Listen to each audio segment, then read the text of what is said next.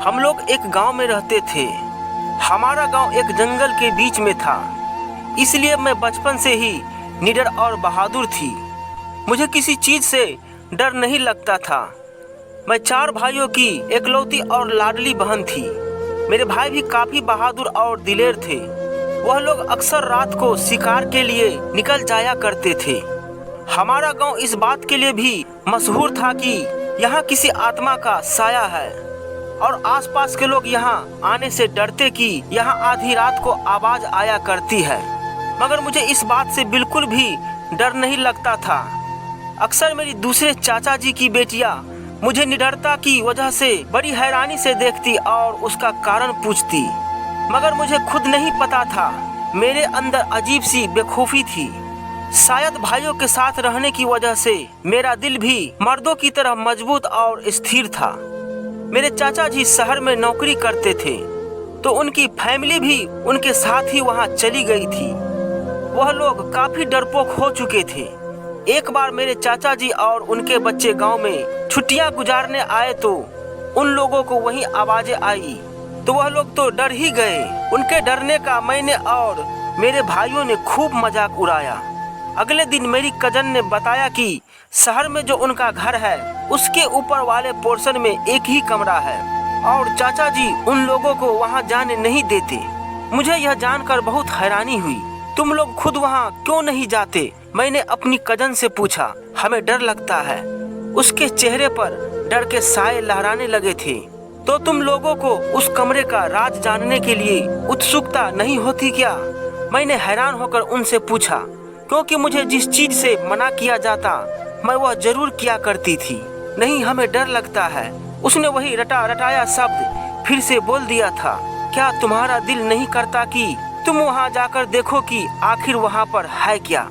मैं तुम्हारी जगह होती तो वहां जाकर पता भी चला चुकी होती कि वहां पर क्या है। मैं जिज्ञासा के हाथों मजबूर होकर अपनी कजन को वहां जाने पर उकसा रही थी। मेरा बस नहीं चल रहा था कि मैं वहां जल्द से जल्द पहुंचकर पता करूं कि आखिर वहां है क्या। बाबा बताते हैं कि वहां पर बुरी आत्माओं का साया है, और तुम्हें पता तो है ना कि मुझे इन चीजों से कितना डर महसूस होता है। मेरी कजन ने कांपती हुई आवाज में बताया, तुम बिल्कुल डरपोक हो। मैंने मुंह बनाते हुए कहा, तुम जैसी बहादुरी मुझे नहीं आती। वह भी मुंह बनाकर वहां से चली गई। यूं ही कई दिन गुजर गए। मैं एक दिन बैठकर यही सोच रही थी कि आखिर चाचा जी उन्हें वहां क्यों नहीं जाने देते थे। मैं अपने दिल के हाथों मजबूर हो रही थी। मेरा बस नहीं चल रहा था कि मैं जल्द से जल्द वहां चली जाऊं और जाकर पता करूं कि आखिर ऐसा क्या था वहां जो चाचा जी उनको वहां जाने से इस कदर तीव्रता से मना करते थे। मुझे कॉलेज से जैसे ही छुट्टियां मिली तो मैंने वहां जाने के लिए प्लान बनाना शुरू कर दिया, और मेरे लिए सबसे मुश्किल काम माँ से अनुमति लेना था। मुझे शहर जाना है, चाचा जी के पास। मैंने माँ को देखा, क्योंकि मेरा जिज्ञासा स्वभाव मुझे टिकने नहीं दे रहा था। अगर मेरा बस चलता तो मैं फौरन जाकर पूछ लेती। माँ ने कहा, क्यों, वह कुछ महीने पहले ही तो मिलकर गए हैं। बस छुट्टियाँ है तो मैं चली जाती हूँ और चाची जी से सिलाई कढ़ाई भी सीख आऊंगी। मैंने कुछ नए अंदाज में उनको मनाने की कोशिश की, क्योंकि सारे खानदान में चाची की सिलाई कढ़ाई के चर्चे थे और मुझे जरा सी उम्मीद नजर आ रही थी कि ऐसे माँ शायद मुझे जाने दे। मगर यह मेरा वहम था। कोई जरूरत नहीं, यहाँ करीब ही सिलाई कढ़ाई का सेंटर है, वहाँ चली जाना। माँ ने सख्ती से कहा। माँ प्लीज, मैं कभी शहर नहीं गई। मेरा बहुत दिल करता है कि मैं शहर की जिंदगी देखूं। वहाँ की जिंदगी हमारी जिंदगी के मुकाबले में इतनी अच्छी होती है। मैंने घबराकर जज्बाती अंदाज में कहा।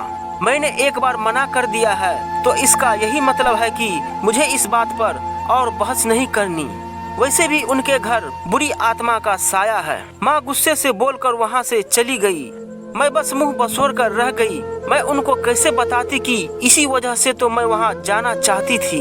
एक हफ्ता गुजरा तो मेरी कजन का फोन आया और वह भी जिद करने लगी कि मैं उनके पास शहर आऊं।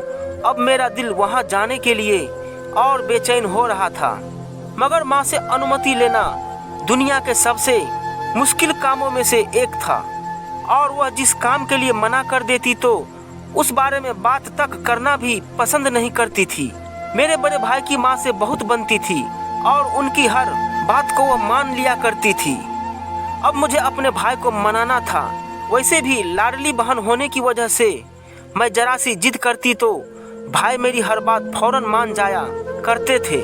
मैंने भाई से बात की तो उन्होंने पहले मना कर दिया, क्योंकि उनको भी माँ की तरह यही डर था कि वहाँ जाकर कहीं मुझ पर बुरी आत्मा का साया न हो जाए। मगर मैंने बहुत जिद की तो भाई ने माँ से बात करने की हाँ भी भर ली। उन्होंने जब माँ से बात की तो माँ ने भाई को भी मना कर दिया, लेकिन भाई ने मेरी जिद को जानते हुए उनको कुछ ना कुछ कहकर मना ही लिया था। इस तरह कुछ दिनों बाद मैं भाई के साथ वहाँ जाने के लिए तैयार हो रही थी, क्योंकि चाचा जी ने माँ को पहले ही बता दिया था कि उनके ऊपर वाली मंजिल पर किसी बुरी आत्मा का साया है।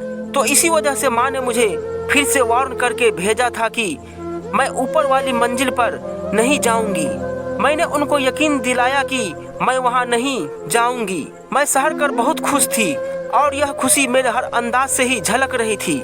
वहाँ पर सबने हमारा शानदार वेलकम किया, क्योंकि मैं पहली बार वहाँ पर गई थी। भाई को 2 दिन वहाँ पर रहना था, तो मैं इसी वजह से ऊपर मंजिल पर नहीं जा सकती थी। भाई का भरोसा जीतना चाहती थी कि मैं ऊपर वाली मंजिल पर नहीं जाऊंगी।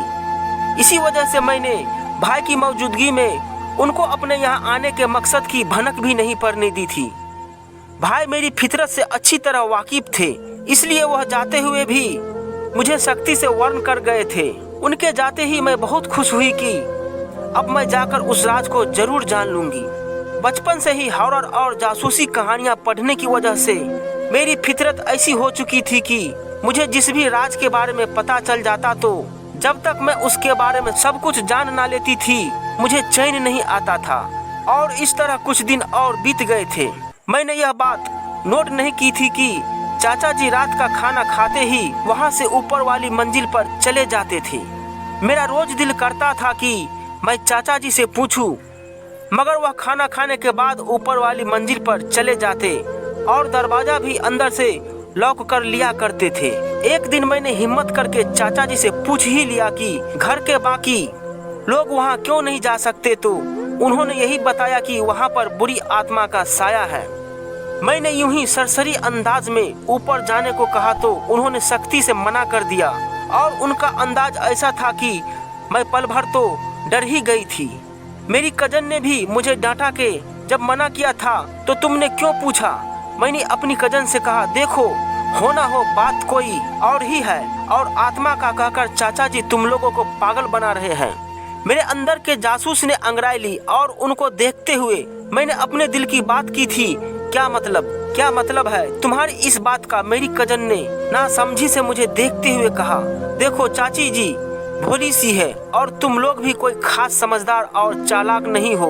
मुझे लगता है कि चक्कर कोई दूसरा है। मैंने बेखौफ होकर वह सब कहा जो मुझे नजर आ रहा था, जबकि मेरी कजन आंखों में हैरानी लिए मुझे देख रही थी, जैसे उन्हें यकीन ना हो। और उसने उलझन भरे अंदाज में पूछा था, कैसा चक्कर। उसके माथे पर सोचों का जाल बिछ गया था। उस चक्कर के बारे में तो मुझे पता नहीं है, लेकिन बात इतनी छोटी हरगिज नहीं है। यानी देखो आत्मा वगैरह का कोई सीन नहीं है, बात तो कोई और है जो वह तुम लोगों से छुपा रहे हैं। मैंने अपने दिमाग के घोड़े दौड़ाते हुए यह अनुमान लगाया था। तुम ठीक कह रही हो, बाबा अक्सर तो सारा दिन घर ही रहते हैं, कोई नौकरी भी नहीं करते। ऊपरी मंजिल पर जाने के लिए बाहर का रास्ता ही अक्सर यूज करते हैं। हमें ना वह ऊपर जाने देते हैं, और वह अक्सर रात को बाहर से आते हैं तो सीधा ऊपर ही जाते हैं। मेरी कजन ने कुछ सोचते हुए कहा था, लेकिन अजीब सी आवाजें तो वहाँ से आती है ना।